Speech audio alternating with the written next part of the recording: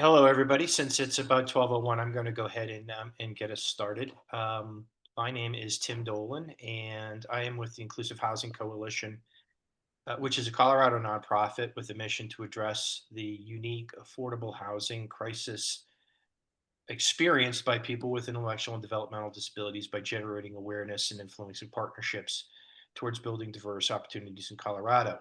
Today, as part of our quarterly webinar series sponsored through the generous support of Developmental Pathways, we feature a remarkable new housing property recently opened in San Francisco that features cognitive design accessibility as part of its overall disability forward design. So we are glad to have two representatives from the organization that developed and manages the property, to describe many aspects of the building and its features. I am recording today's session, just so that you know.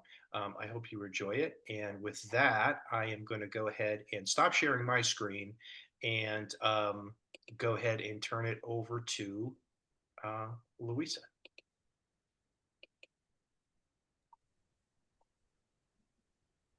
Good morning, everybody. Hi there, I'm Louise Bouquet. I'm a housing development manager at the Kelsey, which means that I oversee our active housing development projects, everything from financing, site development, all the way through lease up and operations. I kind of understand the project and shepherd it through that process. I also work with technical assistance clients across the country to help build more disability forward housing. I'm a white woman with long brown hair and a ponytail, wearing a sweatshirt. And I'm going to pass it over to Kyle to introduce herself, and then we'll get a little bit into what the Kelsey is, and then a lot into our project, which is the main point of today's discussion. Awesome. Thanks, Lisa. My name is Kyle Seam. I'm the Inclusive Design Manager at the Kelsey. My primary role is to support the application of the Inclusive Design Standards, which we'll talk about a little bit in our presentation, in our own projects and with our partners across the country. I'm a middle-aged white woman with glasses and longish red hair, which I'm wearing down and curled. I'm wearing a blue shirt, and I'm sitting in my home office with a picture of a bookshelf behind me. Take it away, Louisa. All right, so starting by talking a little bit about the Kelsey, the organization that Kyle and I both work for. I think many of you are familiar, but we're just going to start a little bit. So the Kelsey pioneers disability forward housing solutions that opens doors to homes and opportunities for everyone. So what that means is that we aim to create housing where anyone who needs support can live and thrive. That's whether they need 4 hours a week or 24 hours a day. We're an organization that's co-led by people with and without disabilities, and we operate nationally to expand disability forward housing. So we do that through active developments. We are a developer and own our own developments. We also do it through field building and policy and advocacy work. I'll get to that a little bit later. But for us, disability forward housing means that homes are affordable to all incomes, including folks who just rely on SSI for their income, all the way up to market rents. They're accessible to meet diverse access needs, and are always designed around what a human will need for their home. And they're inclusive, so people with and without disabilities can live in true community with access to all the supports that they need. So just to double click in on the inclusion piece of it, we are an organization that's anchored in inclusion. So the majority of people with disabilities still live in segregated settings. Self-advocates have done a huge amount to pave the way for community integration. But without physical spaces that support that integration, many folks with disabilities still end up either in the left-hand graphic you see here or in the middle, where they're living in a physical space, same physical space, but there are a lot of barriers still, which can be physical or operational, to full access. And so they're still living separate lives and have separate experiences without full community integration. So what we as the Kelsey aim to build through our own work and through partners across the country is the graphic on the far right here, where people with and without disabilities are sharing a community together. The diversity of their experience is really valued, and the interdependence of that community is a key component so that everybody has access to the same spaces, the same experiences, and the same opportunities to build community. So we talk a lot about our triangle of community living here, where there's 3 key elements to create that full integration of our model. This is informed by years of research, focus groups, site visits, and it highlights the fact that the kind of communities we build at Kelsey aren't just about the physical space. We're going to talk a lot about physical space, but the housing that is physically accessible is really, really important. But just as important are services and supports, formal services and supports, including medical services, in-home supports, therapies designed to meet individual needs, as well as informal support network of community.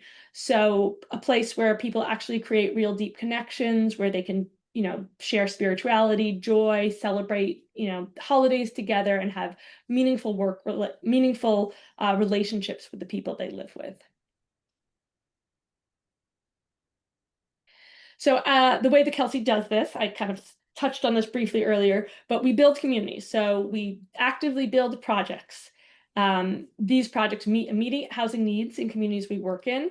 They're also a great way to pilot our model and to show people how it can be done, to demonstrate it works, and to therefore feed into the systems change work we do, where we do a ton of policy and advocacy work across the country at mostly federal and state levels, but also at city levels sometimes, to decrease barriers to inclusive housing through funding and other strategies. And then connecting all of this is our disability forward field building, which supports the communities we're building. And we do that through things like our inclusive design standards, which are a key element of the Kelsey Civic Center we'll be talking about. So we'll get more into that piece of the field building later. As well as for both policy work and field building, we do a lot of work with technical assistance clients across the country, including for the city of Denver recently, which gives those clients tools and strategies that they can use to create disability forward housing in their own communities. So the inclusive design standards is sort of the biggest piece of our field building efforts. And it's a many-year research project we did in conjunction with Mickelton Architecture, our designer for our first project, where we were working through all these design elements to make our first project incredibly inclusive and accessible. And we realized other people should learn from this as well. So we put together a set of design standards. It's over 300 different elements. Each element very explicitly lays out actionable ways you can build accessibility into your project. They cover everything from site selection, so even where you're building and how it connects to the greater urban fabric, through specifics of designing communal spaces, units, how you lay out a kitchen, all the way through operational things as well. So how you support people with staffing needs while they're actually living in the building. And the communities we build, right now we're working on 3 active communities that we as the Kelsey are the developer of. The first is the Kelsey Air Station, which is down in San Jose. I'm located in Oakland, so I'm also Bay Area. But San Jose opened about 1 year ago. And so these homes, it's 115 homes, 30% of the units are priced at under $500 a month. There's dedicated staff on site. It's currently home to about 150 people with and without disabilities and is a thriving community. The Kelsey Civic Center, which is our main focus for today, we officially opened about 2 months ago. We're about 40% leased up right now. It's a project in the heart of San Francisco designed to support lower climate impact and healthier housing, and is also all units are fully accessible. And then our third project, Kelsey Avondale, is in Birmingham, Alabama, very different place than the Bay Area. And we're in pre-development there right now. So we have site control, we have a design, we're working on getting our financing together. The goal is for this project to be about 56 homes for people earning between $11,000 and $75,000 a year.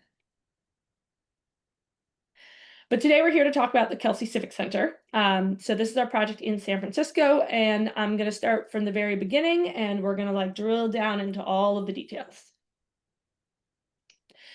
So the vision for this project, I wanted to put this up here because, and I'll read it to you, because this was really important. Throughout development, there's lots of hard choices you come across constantly. You're making hundreds and hundreds and hundreds of choices, and sometimes you have to kind of weigh the different requirements and different things your project is trying to accomplish. And this vision statement really helped us when we were making those decisions of how to move forward. So our vision here was homes for people with and without disabilities of diverse incomes and backgrounds that supports an interdependent, thriving, resident-centered community demonstrates the universal benefits of disability-forward housing, and embodies excellence in inclusivity, affordability, and sustainability. So this just kind of was our constant guiding light throughout the project of coming back to this as what we were aiming to do. This is actually a rendering of the project. We don't have our final photos yet, even though the building does exist, but just wanted to give you a little context. The building is literally across the street from San Francisco's City Hall. It's in the heart of San Francisco, next to all sorts of transit lines, including local bus rapid transit. You see that orange marking on the pavement? That is the bus rapid transit line that just went in on Van Ness Street in San Francisco. We're next to the Muni, which is the local light rail within the city, as well as the BART, which is the larger regional network to take you out into suburbs. A lot of people use that to commute. So it's very, very easy to get around. It's obviously next to City Hall, also next to a farmer's market, the public library, the main public library branch, the San Francisco Symphony and Opera, a museum, many, many resources and places that people who live here would want to spend their time and go.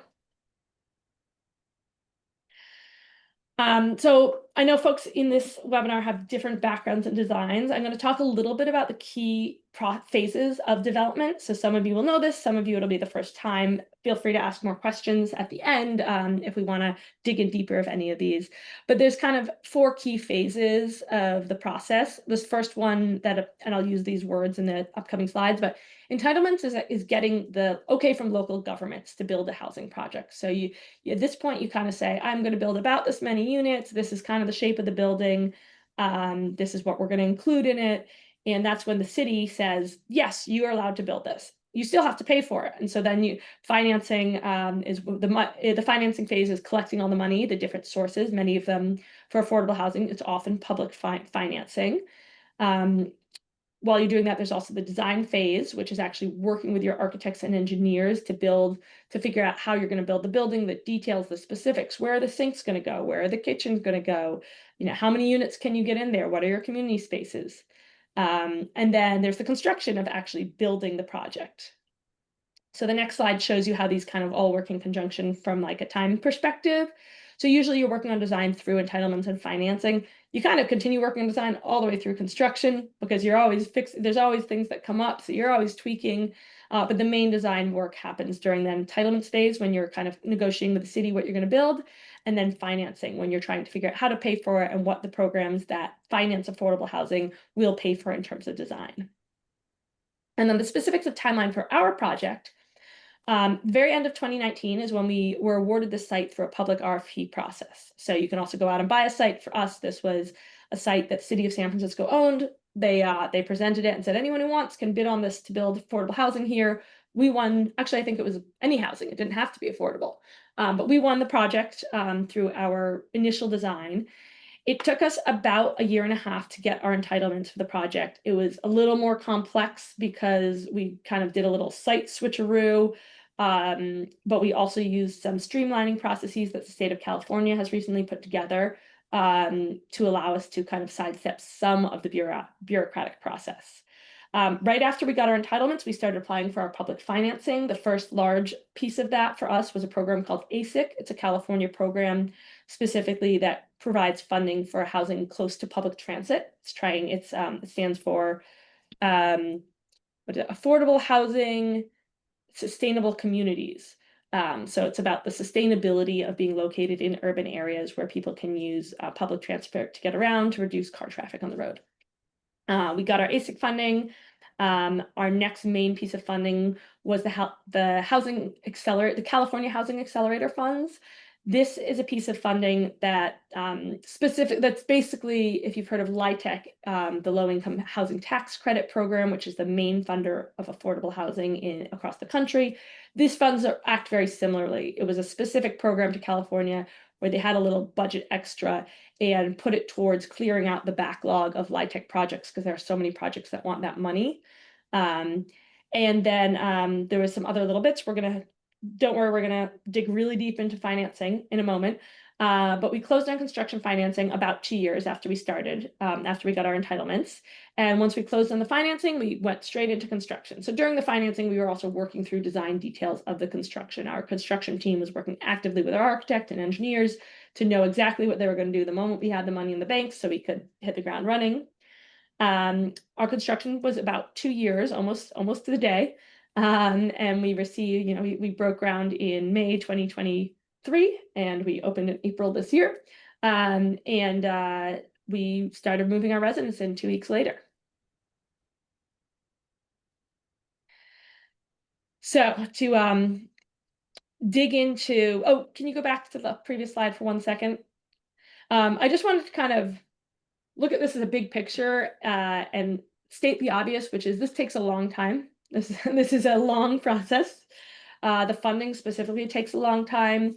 There was recently a report from the UC Berkeley Turner Center where they studied affordable housing projects throughout the state of California, and they concluded that each additional source of public funding can add 4 months to the development timeline and over $20,000 per unit to a project, just because we have to stack these different sources on top of each other. As you'll see in the next slide, now we can go forward. There's a lot of different sources that come together to make this project possible. Each one of those takes a lot of work from a development team, a lot of time to apply and get that funding, and a lot of effort to coordinate between them, because funding sources don't always have the same requirements. And in fact, sometimes they have requirements that are counter to each other. So you can't always pair certain public funding sources with other ones, because one might require you to have more than 25% set aside for high needs populations, and another might cap it at 25%. So it's a very complex puzzle here. For the Kelsey Civic Center, I've already talked about some of these funding sources, but I'm going to go through the full list. The California Housing Accelerator Award was the largest chunk. That's equivalent to low-income housing tax credit, which is a federal program that uses tax credits to pay for affordable housing across the country. The federal government allocates money to every single state, and the state then awards projects funding. We did have a small permanent mortgage on this project. Ended up being about $2 million. That California Affordable Housing and Sustainable Communities Loan, the ASIC money around transit-oriented development, was a large component. And then the city of San Francisco also came in and gave about $22 million to the project. So that's through their affordable housing fund. And that money, they kind of committed early on. So they were like, if you get this other funding, we'll put this in. So it was, we had to get the other funding, but we knew it was coming if we could get those other 2 large pieces. We also had a small amount come through AHP, which is another program to fund affordable housing across the country. And then we also, these last 3 items, the Golden Gate Regional Center loan, the Weinberg Foundation, and the Kelsey's loan from our organization, are all philanthropic funding for the project. So this, with the $89 million total cost of this project, this $6 million seems like relatively small, but it's actually really pivotal, important capital, because this was the capital that could come in first to pay for the early development part of the project. So when we looked at that timeline, you saw the entitlements took a long time, and you're doing design work during that time, and you have to pay your architect. And so you have to have some money to get the project to the point where you have enough of a design where you can actually apply for the large public funding, which requires you to have that full design together. So being able to leverage philanthropic funds that really supported our mission to serve people with disabilities was key to getting the money to make the project possible. So while it's a small amount, it's a heavily leveraged amount because it came in first and allowed us to get the project off the ground. Then on the uses of the project, how we spent all of that money that we spent 2 years collecting. The biggest one, of course, is construction costs. That's no surprise, $65 million. We also spent a significant amount on financing and soft costs like permits, fees, legal. And that's something I like to highlight, because putting together all of these different sources of funding takes a lot of work. It takes a lot of lawyer time. It takes a lot of financing costs. Every single one of those loans has financing costs. And to go back to that research study from UC Berkeley, it sort of it highlights that a lot of the money that goes into this project, way more than I personally would like, doesn't actually go into the homes. It goes into the system. And so this is something that our policy and advocacy team is also kind of working on and thinking about in terms of how do we make sure that the money we're using on these projects goes to the places it should go, which is building the best homes for the people we're trying to serve. So next, just a little bit about the organization of the project. This was a co-development. The Kelsey co-developed it with Mercy Housing, who are actually based in Denver. They're a large affordable housing organization, works around the country. They have a lot of experience. They do a lot of projects. They have a lot of construction experience specifically. So our agreement between the two companies, we focused on the site acquisition and the financing and really digging into the resident services and what the experience of residents would be in this project. Mercy Housing focused on the construction management, and then they also do the property management of the project once it's in operations. So that's working with all the compliance, all the details of compliance to ensure that our property is compliant with all of our funding streams and serving folks who kind of everyone who lives in our project has to income certify and so income qualify for their unit. And so making sure that everyone kind of going through that process with them is what their property management does.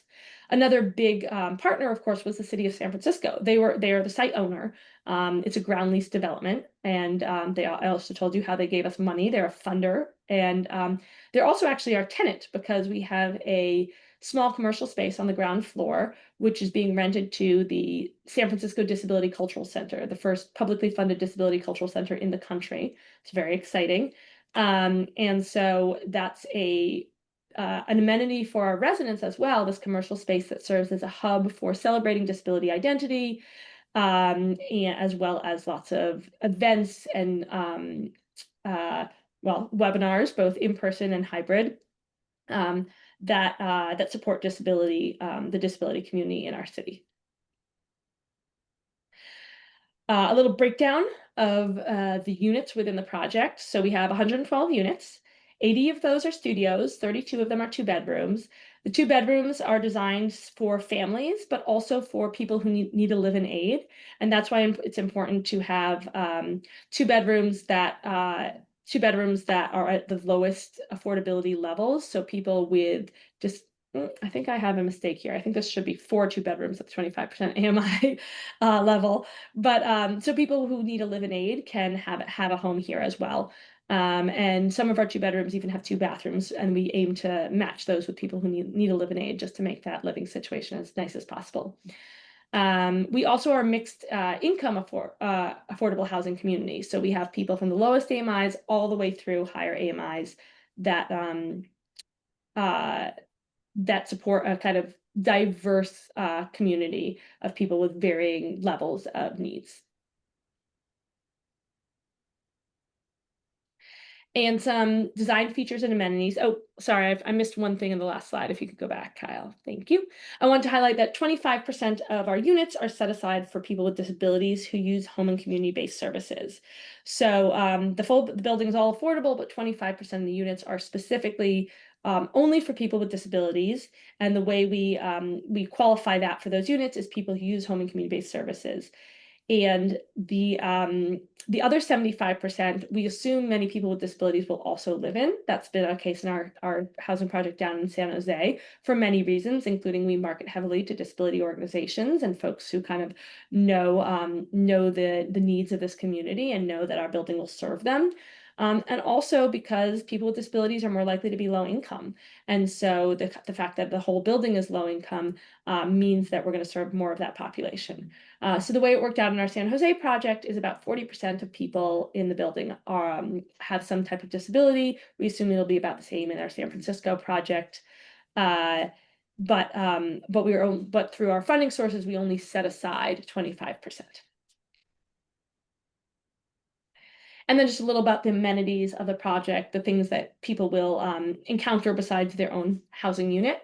We have a 2,700 square foot courtyard in the middle of the project. It's a really key component of the design. The biophilic nature of that, the units often look out onto this courtyard with beautiful Japanese maples. And there are these open air resident corridors which overlook the central feature. It also has a pet relief area. Our building is pet friendly. Anyone who lives there can have a pet. We know that for many people with disabilities, a pet is an emotional support animal, even if they're not a legally qualified service animal. So that's really a key component. And having a pet relief area just makes it easier to have a pet without leaving your building. You can still kind of make sure that their needs are also met. We have ample community rooms, like kitchens, places for multiple different kinds of spaces for residents to gather, including smaller spaces where a resident could meet with a caseworker on site if they need to. The neighborhood, I already mentioned how amazingly located this space is, all these transit options, all these civic institutions, which our on-site resident services team will be working hard to connect the residents with. So, making connections with the folks at the Symphony or the Asian Art Museum so our residents can kind of go on field trips there or these types of things. And then the Disability Community Cultural Center, which is housed in the bottom floor of our project. And I'm going to pass it over to Kyle at this point to go into details of the design and how our design standards came into play and how we used it to guide our design of the project to ensure it's accessible, affordable, and inclusive throughout, at all levels. Thanks, Lisa. Okay, so I'm going to talk to you about inclusive design at the Kelsey Civic Center, but first let's talk briefly about why inclusive design is important. So the need. There is a major lack of accessible housing in the United States. Less than 6% of housing in the US is accessible to people with mobility or sensory disabilities, and only about 1% of that housing is fully accessible to someone in a mobility device. Building code requirements only consider mobility and sensory disabilities, and they don't have requirements in place for other types like cognitive, support needs, or mental health disabilities. So inclusive design recognizes that there's diversity and uniqueness among people as individuals. And rather than trying to solve a problem with a single solution, the way that universal design does, inclusive design strives for equity and flexibility by using inclusive processes and tools. Now, don't get me wrong, universal design is important and beneficial to the greater building environment, but it lacks the nuance of inclusive design. And as we've said, we'll look at a few examples of inclusive design at the Kelsey Civic Center in just a minute so that you have a better idea of how it was implemented. Louisa briefly spoke about the inclusive design standards, which were co-created by people with and without disabilities.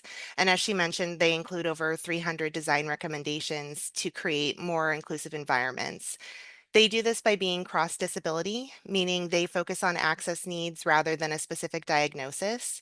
Access needs are then separated into categories, and those categories are mobility and height, hearing and acoustics, vision, health and wellness, cognitive access, and support needs. And focusing on access needs instead of specific diagnoses leads to better, more functional, and more inclusive solutions benefiting people with and without disabilities. So the Kelsey Civic Center was conceptualized and designed by people with and without disabilities. And this is an important aspect of design that we make sure to bring into every project we work on. Multiple focus groups were held throughout the design process, and it was essential for us to include people with disabilities as part of the visioning process. Lived experience is crucial to designing for access and inclusion, and much of the feedback we received was incorporated into the project. It was also important for us to have people with disabilities represented on the project team. As Louisa said, the Kelsey is co-led by people with and without disabilities, so we definitely had people with lived experience at the table, but we also hired a consultant architect to help with visioning and to review our plans for accessibility throughout the process. Eric, our consultant, is a wheelchair rider and a hearing aid user, and he was able to provide thoughtful insight and feedback that was essential to the project's development. Wayfinding is an essential part of a building plan, and it directly impacts how residents, visitors, and service personnel navigate and experience a space. And there are several ways in which the Kelsey Civic Center employs wayfinding techniques. This is also a great low-cost element because you have to include certain features like paint and flooring anyway, so why not include a different color of paint or a different style of flooring? Changes in flooring and paving can differentiate common spaces and also help with wayfinding. So the Kelsey Civic Center uses multiple types of flooring in the courtyard and other parts of the building to create pocket areas and assist with directional navigation. And this is especially helpful for people with visual and cognitive disabilities. So for example, distinct paving types can feel different to a cane user, and the way flooring is laid can indicate which direction a person should travel to reach their next destination. Signage is used throughout the building to identify communal spaces like laundry facilities, meeting rooms, and waste rooms. The signs use braille and black line work on a white background for high contrast, and that's to assist people with visual disabilities. There are also pictograms, which benefit non-English speakers, children, people who can't read, and people with visual or cognitive disabilities, while also increasing recognition time. And then there are descriptions of the room's intended purpose, which assists with cognitive understanding. We also have some special wayfinding at unit doors. Each floor has its own color, and all unit doors on a floor are painted in their respective colors. And this makes it immediately easy to tell if you're on the right floor when you come from the stairs or off of the elevator, which significantly benefits people with cognitive disabilities. Additionally, there are little shelves under each unit number next to the door, which allows residents to personalize their entries and makes it even easier to recognize their apartments. Personalization has also been shown to benefit mental health by creating a sense of comfort, familiarity, and emotional well-being.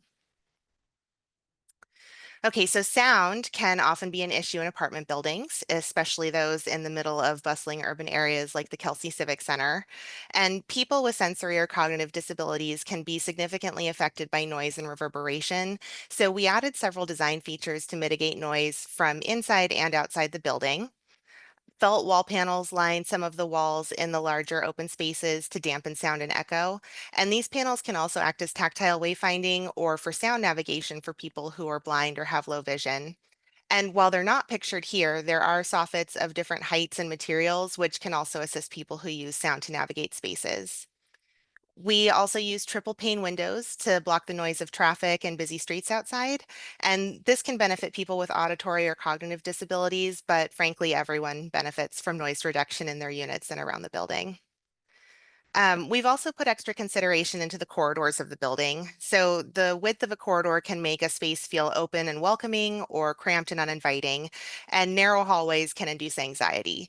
So the corridors at the Kelsey Civic Center are extra wide, allowing two people in mobility devices to pass each other or to move side by side down the hall. Handrails on one side of the corridor provide stability for people with ambulatory disabilities and can also assist with wayfinding for people who are blind or have low vision. And then large picture windows at the ends of each corridor bring in natural light and help with navigation and orientation. Plus, it's just really nice to have that connection to the outside.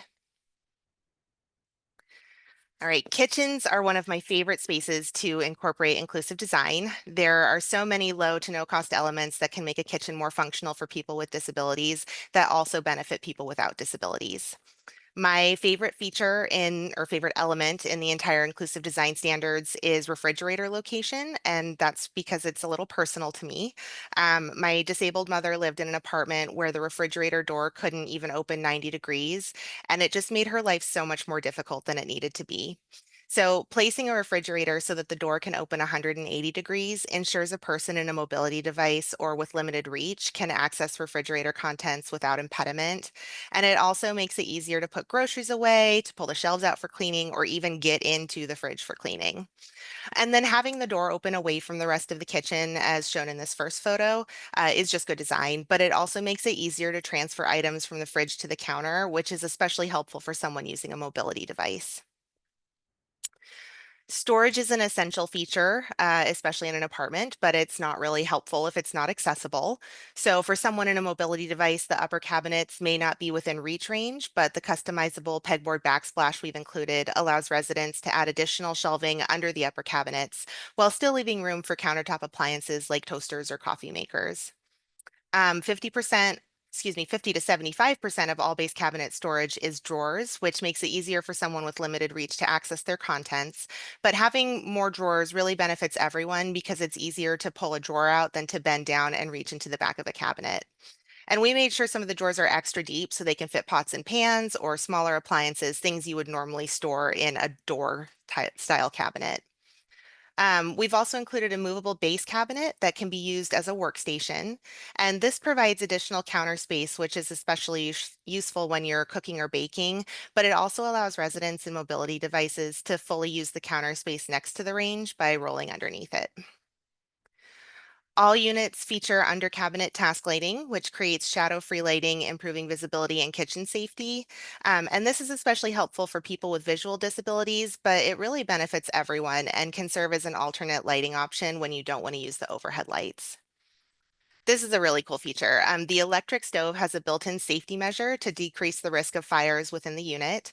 A pressure sensor under the burners recognizes when a pot or pan has been removed from the stove and will automatically turn off after a certain amount of time if the burner hasn't already been turned off. And this is especially helpful for people with cognitive disabilities or who may be forgetful or become easily distracted. And then the faucet uses a single lever to control the temperature and water flow, which is better for people with limited reach, dexterity, or force, while also providing more precise control over the water. The gooseneck shape of the faucet and the pull-out sprayer bring the water closer to the user, which benefits people with limited reach and also just makes it a lot easier to wash dishes in the sink. And there's also a sink overflow, which is a small hole below the faucet that helps prevent water from flooding over the sink threshold. And this is especially helpful for people with cognitive disabilities or, again, who may be forgetful or become distracted easily. One of my favorite features in the entire building are the foot pedals inside and outside the elevators. These are giant buttons that can call the elevators and tell them which floor to travel to. And they're helpful for people with mobility disabilities. So, for example, you can use the footrest of a wheelchair or a cane to press the button, but they also help people who might have their hands full or who have limited dexterity. And they're generally more hygienic overall.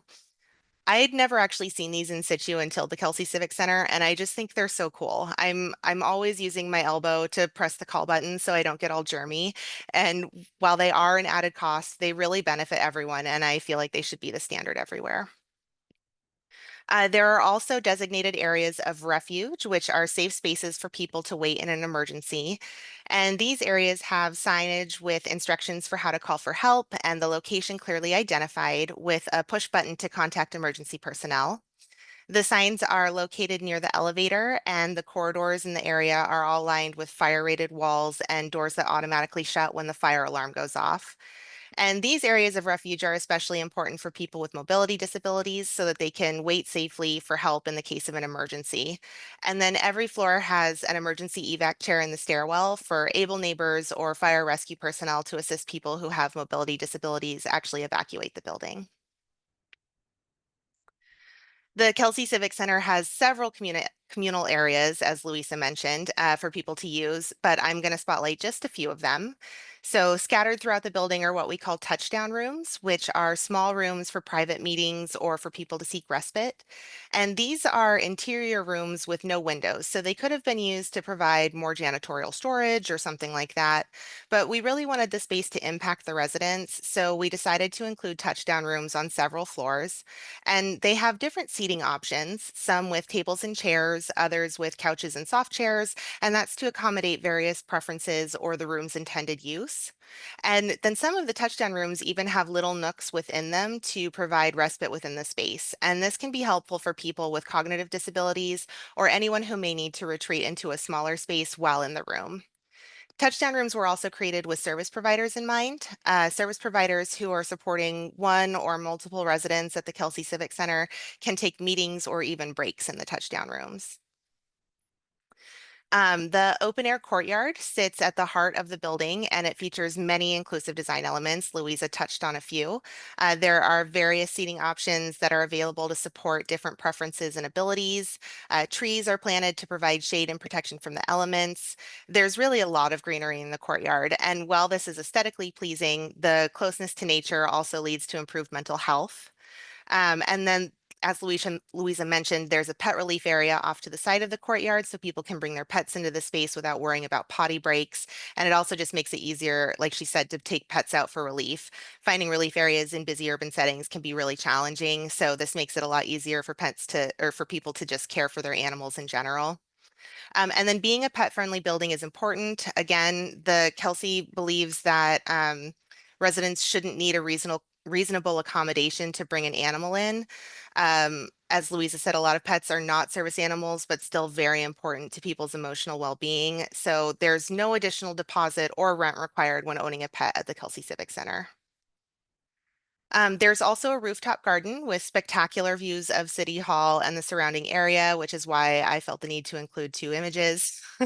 Again, there are various seating options as well as a covered area to provide shade on sunny days and lots of beautiful planting. The goals of all of these places are to be safe, comfortable, and welcoming. We want the spaces to be used, but for that to be a reality, they need to be accessible and inclusive for everyone. So having a variety of spaces throughout the building means people can go where they feel most comfortable. Safety is crucial at the Kelsey Civic Center, and there are several ways in which we employ safety measures to protect residents and improve safety outcomes. The front door has a secure entry system that includes a resident call button and a fob system. The fob system is also used at all exterior entrances to ensure only authorized folks enter the building. Key fobs are also required at the stairs and elevators, so if someone does happen to get into the building, they can't really get beyond the communal areas on the first floor.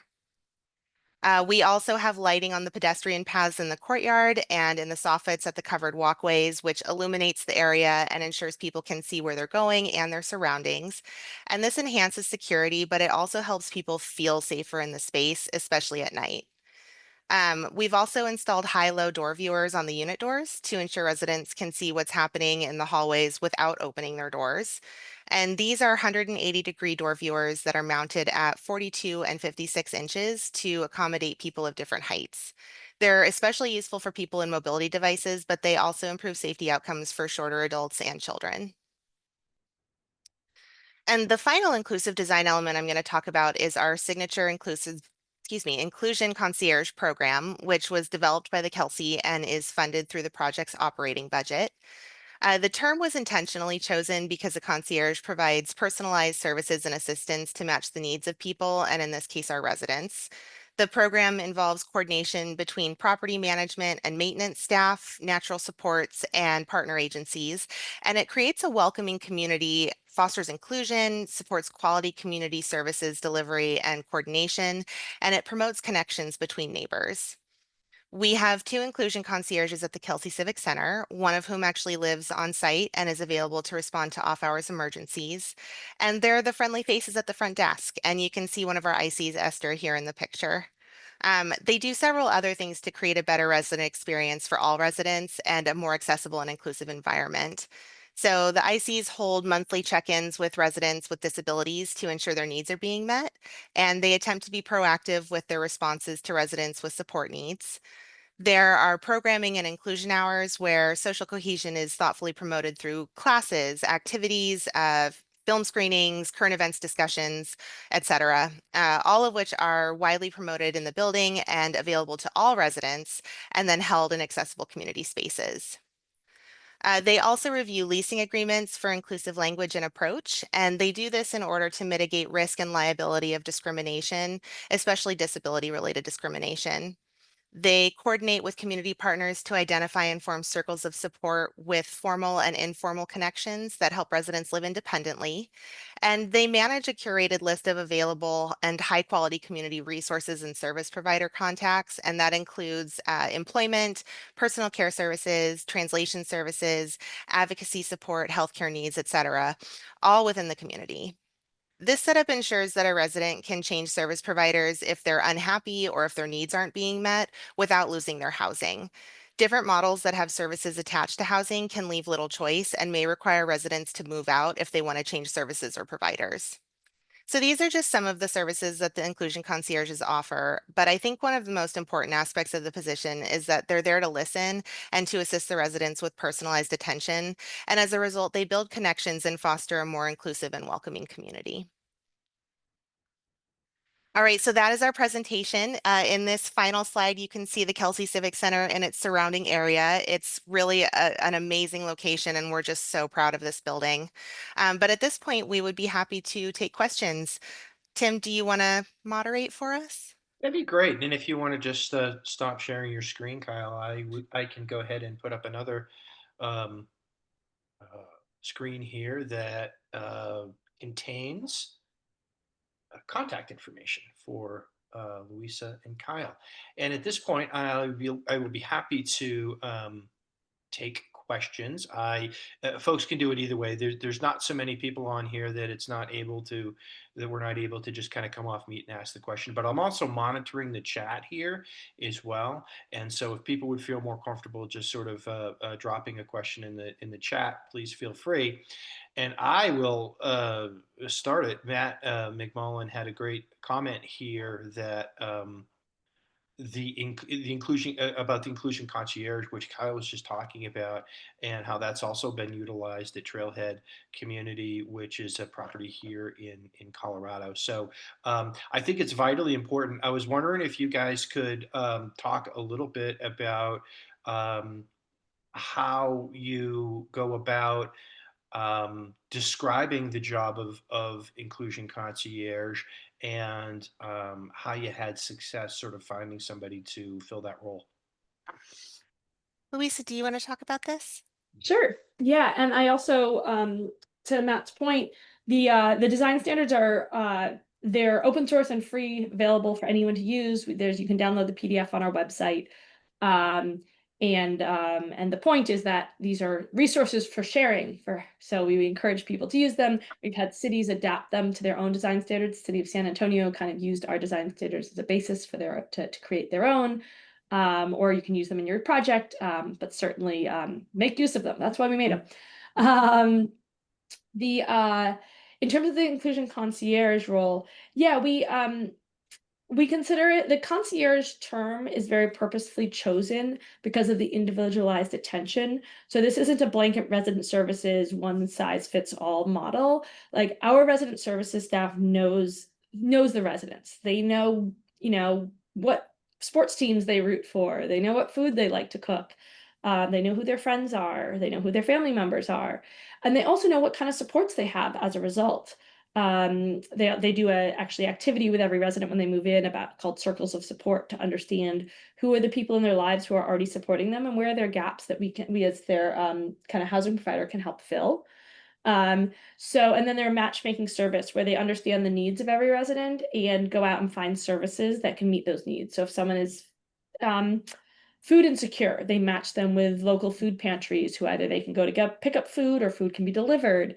If someone has trouble, needs a new case manager, they'll work with the local regional center to get them a case manager who they like to work with. If they have medical needs, they'll try and understand what's available and what supports they can have for transport or other things. So it's sort of understanding the human is a really key element of it, and then matching the human with the supports and services they need to live independently is why people can actually live in this building who otherwise there might not be a place for them to be able to live independently. We have multiple residents at both of our projects who are in their maybe 30s or 40s, and this is the first time in their lives they've lived independently away from a family member because of the support that the inclusion concierge provides to allow them to do so. And part of that is also building the community, so connecting people within the community to each other. They do lots and lots of events, everything simple as like get a cup of coffee and a pastry on Monday morning, stop by, meet your neighbors, movie nights, art activities, but also sort of learning agendas, like how do you make sure you're prepared if there's an earthquake? All of these types of things build community and get people to know each other and know their neighbors so that they can build that interdependence we talked about and rely on each other as well. Thanks, Louisa. Other questions? I have some follow-ups to that topic. Louisa, and thank you both very much. This has been incredibly helpful and informative, and you have done amazing work. Two questions regarding, I guess, services and management for individuals with IDD. So the concierge model, have you found in your experience any conflict or problem when someone needs more than the concierge is able to provide? So if the concierge, refers them to another provider or to a community service, and then that service doesn't actually provide what they need and they keep coming back. I mean, case management and management of someone's needs and resources can be a full-time job, even for just one person. So have you found that to be tricky to navigate? And then my second question is, you said you specifically set aside 25% of your units for individuals who are on an HCBS waiver.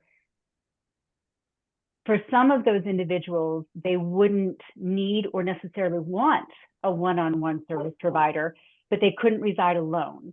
So that would be like a group setting situation that might be more appropriate for that individual.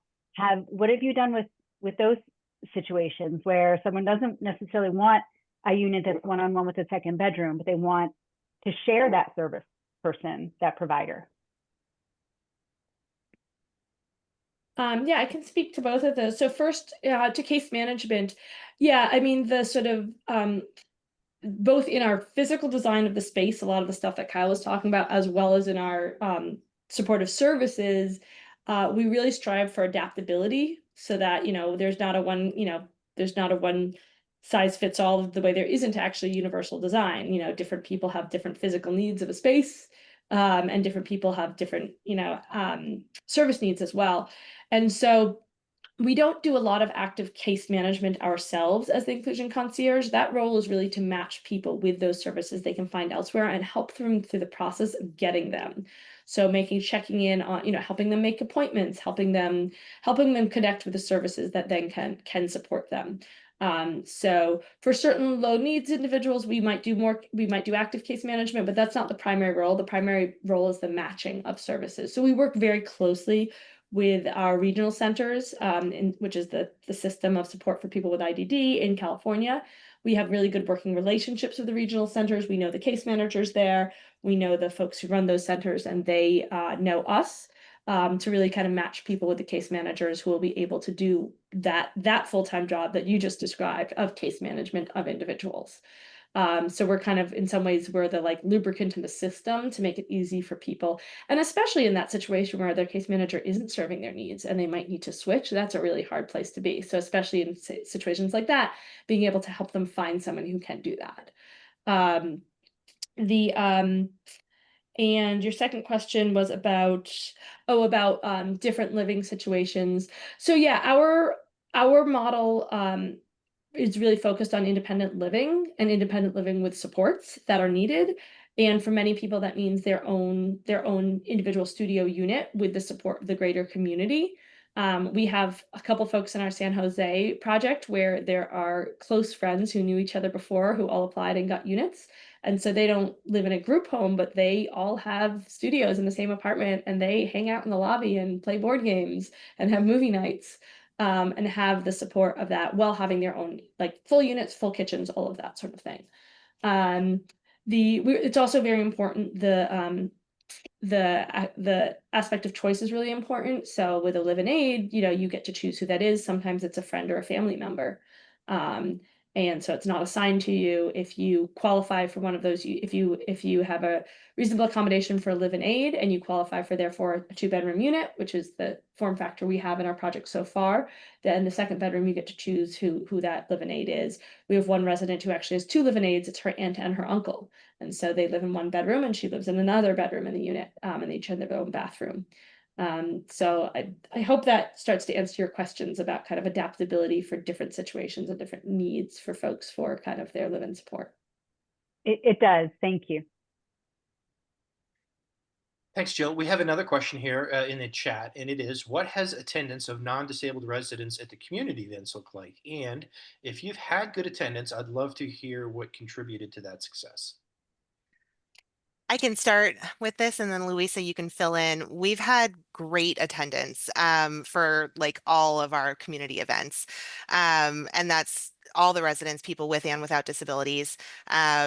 We have I talked about some of the events that we host. We also do things like provide tickets to the Giants games and things like that, so people can get out of the building and travel together and be a community together there. I think one of the things that really contributes to the success, well, there are a couple things. One is all of the like smaller events that are held, and the fact that the inclusion concierges really do have good connections with the residents and foster connection between the residents.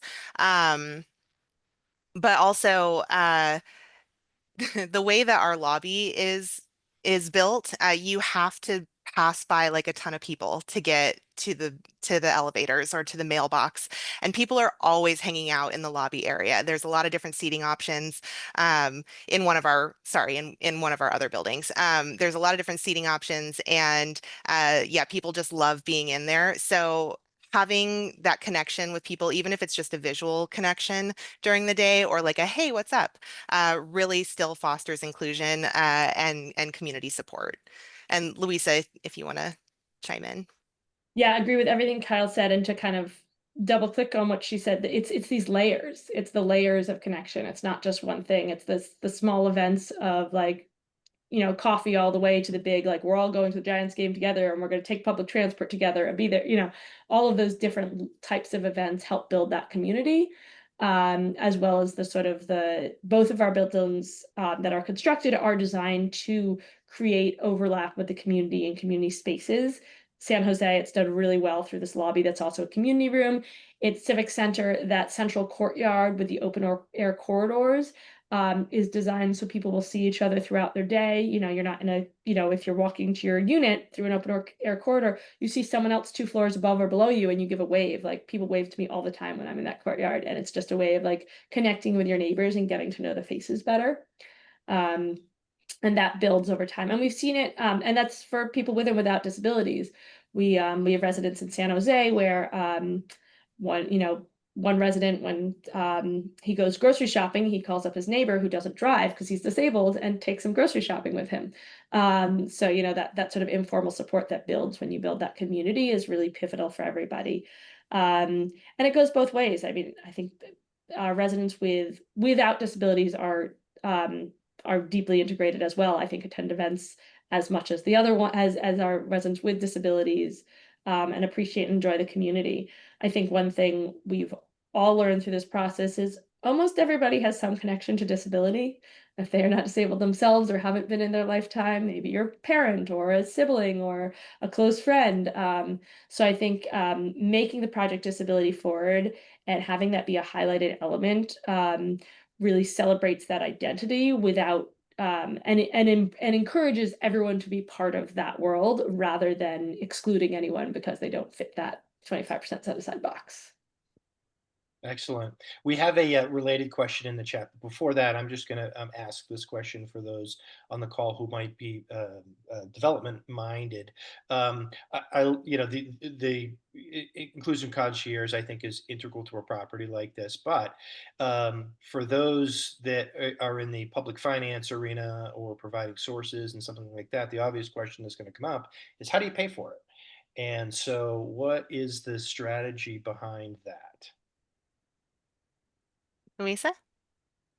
Yeah, so it was very important to our model that our resident services is built into our operating budget. It is not paid through a grant or through a special like add-on that we have to apply for every year. It might not get fulfilled in subsequent years. It's built into our operating budget, which means that the rent pays for those services, pays the biggest part of it is the salary of our employees, our 2 full-time employees at each of our buildings so far. The way it pays for maintenance on the roof or the way it pays for, the electricity in the lobby, it's part of that operating budget. One of the ways we make sure that can happen is we work, again, talking about our philanthropic donors, we show them our breakdown of our finances and we say, look, we could survive in this project. We could have a permanent mortgage and spend this amount of money every month on interest on that permanent mortgage. Or if you come in and replace part of that permanent mortgage with a grant, a one-time grant at the beginning, we will pay, instead of paying that money to a bank and interest, we will pay that money to someone, to an inclusion concierge's salary so they can serve our residents. And that's a very easy thing for people to understand, that the one-time use displaces the mortgage and displaces this ongoing cost of financing to allow us instead to spend that money where we'd want to spend our money, which is on resident services to support our community. Excellent. And it's great to have a strategy for that going in. We have a two-part question here as we're winding up. Choice is the main focus of IDD housing. Can you tell us generally how many activities you offer per week, small and big? And then the second unrelated part of that question is, do you have a minimum number of residents who do not have a disability? minimum who do not have a disability. So they're, I, I think I think we're getting at, do you, is there a minimum number of people that you have in the building who are specifically not disabled? I'll answer that and I'll let Kyle answer the first part of the question around the activities. So minimum number, we don't have a minimum number of not disabled. The sort of the way affordable housing works, there's sort of a our set asides are dictated by our funding sources. We choose funding sources that dictate set asides that we believe in terms of creating an integrated community. Whether that's 25% or 35%, there's some debate there, but we believe that there's like a certain percentage that have to be set aside that, can be directed. And then having people of diverse backgrounds and experiences is really key and important to build a robust community. So there's not a minimum, but because the rest of the units go through public housing lotteries to fill them because we use public sources of funding for the project, that means anyone can apply for those units. And we do a lottery, and in the order of lottery, we reach out to people, and if they income qualify for a unit, they get that unit. There's like a little more nuance, a lot more nuance in terms of there's certain like specific populations that the city of San Francisco aims for. There's a slight preference if you live or work in San Francisco to get units over people who are from other places, and things like that. And certain like units can be filled with that. But basically, if you apply, the only qualification is your income to get any of the other units. So there's not a minimum, but it's a little bit at the mercy of the lottery. Excellent. And Louisa, you might be able to help me with the other part of the question. Because I'm not sure how many per week there are, but I know that there are like recurring activities, like they do movie night, and they've selected like a set of 4 movies that are in a theme or something like that, and they'll play one each week. I don't know, every Yeah. time that I'm in a building, I see signs for activities. Yeah, there's lots and lots of activities, ranging from those weekly, for just to start, weekly coffee. Every Monday morning there's coffee and donuts in the lobbies or in the community rooms. And then larger, kind of more involved, we call them inclusion hours, happen a couple times a month on site. And then the other thing is the connection to day programs. So for the IDD population specifically, the inclusion concierge is aware and builds relationship with day program providers in the area, so that residents who engage in those activities know that they're happening, know where they're happening, have help getting there, that sort of thing. So again, the connection to other programs that exist, rather than there isn't like active day programming all the time within our space. It's more mornings, evenings, sometimes during the day for folks with kids or something like that, but more trying to kind of meet the entire community and bring everyone together at times they can get together. I can say also the Disability Cultural Center in our San Francisco project will have a robust schedule of activities, everything from all bodies yoga. All of their programming is hybrid. Right now it's all virtual, but when they launch the center officially in mid-July, all the programming will be hybrid. So they have like very complex, very fancy AV systems, so it's very easy to have a really good experience attending virtually, but you can also attend in person, and the space is outdoors, so there's a whole wall that kind of collapses away, so people who don't feel comfortable attending an in-person indoor event can still attend. And that will be everything, lots of different classes and workshops and things like that. So our IDD folks in the building will be able to just literally go downstairs and participate in those activities as well. That was one of the benefits of co-locating with that mission-aligned organization. Excellent. With that, we are slightly over time here, so I will go ahead and wrap it up for us. Thank you so much to Kyle and Louisa for their time today and telling us about this really exciting project. Their contact information is here, so if there are further questions, please reach out to them. We will be making this available on our website, the recording, if you want to forward it on to other folks that weren't able to be here today. But with that, I will say thank you very much, everybody, for attending, and have a great rest of your day. Bye-bye. Thank you. Thanks, everybody. Thank you.